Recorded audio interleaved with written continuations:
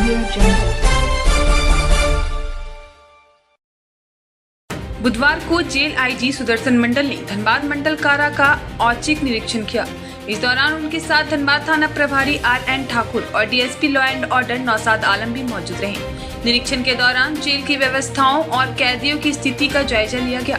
IG Sudarshan मंडल ने बताया कि यह निरीक्षण एक रूटीन प्रक्रिया के तहत किया गया है। उन्होंने कहा कि मई 2025 से लागू हुए नए जेल मैनुअल और लगभग 131 साल बाद लागू किए गए नए एक्ट के तहत कैदियों के लिए कई बदलाव किए गए हैं।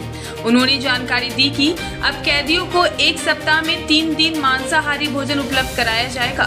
साथ ही उनका नियमित मेडिकल चेकअप और स्क्रीनिंग की जाएगी ताकि स्वास्थ्य संबंधी समस्याओं पर समय समय पर ध्यान दिया जा सके।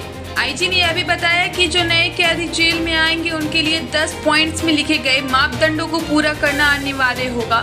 कैदियों का स्वास्थ्य और सुरक्षा इन्हीं बिंदुओं के आधार पर जांचा जाएगा। निरीक्षण के दौरान जेल प्रशासन को सभी निर्देशों का पालन सुनिश्चित करने का आदेश दिया गया।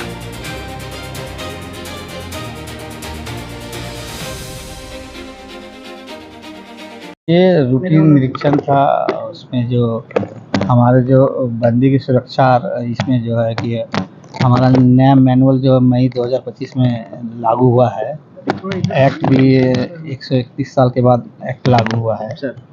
तो उसके अनुरूप में हम लोग जो कैदियों का जो ये होता है डाइट होता है, उसका इन्हांस कर रहे हैं, उसकी बढ़ोतरी कर रहे हैं। उसका जैसे कि वीकली अब 3 दिन नॉनवेज रहेगा।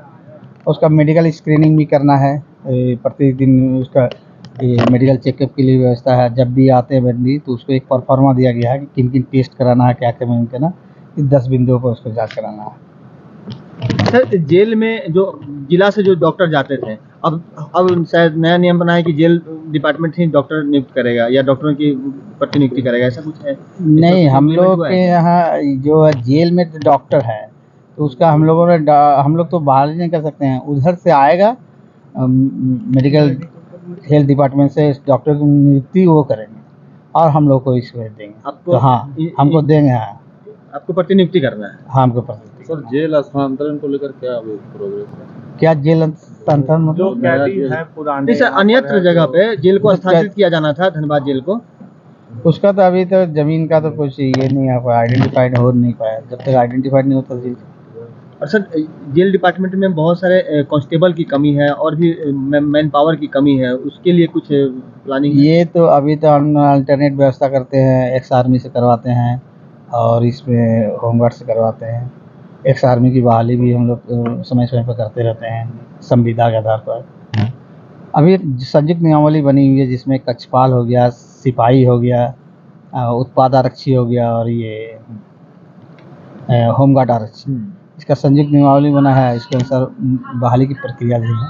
तो सुरक्षा भी बढ़ाई जा रही है कुछ? क्या पिछले दिनों यहाँ घटना भी घटी थी? तो सुरक्षा तो जो भी रिक्वायरमेंट है, सुरक्षा तो इन्हांस किया ही जाता है।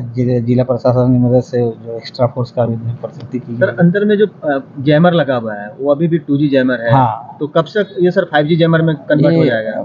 ये तो बताना मुश्किल है। इसके लिए एजेंसी जो है गवर्नमेंट ऑफ इंडिया की तरफ 2 एजेंसी को मार्क किया गया। उन दोनों एजेंसी के द्वारा ही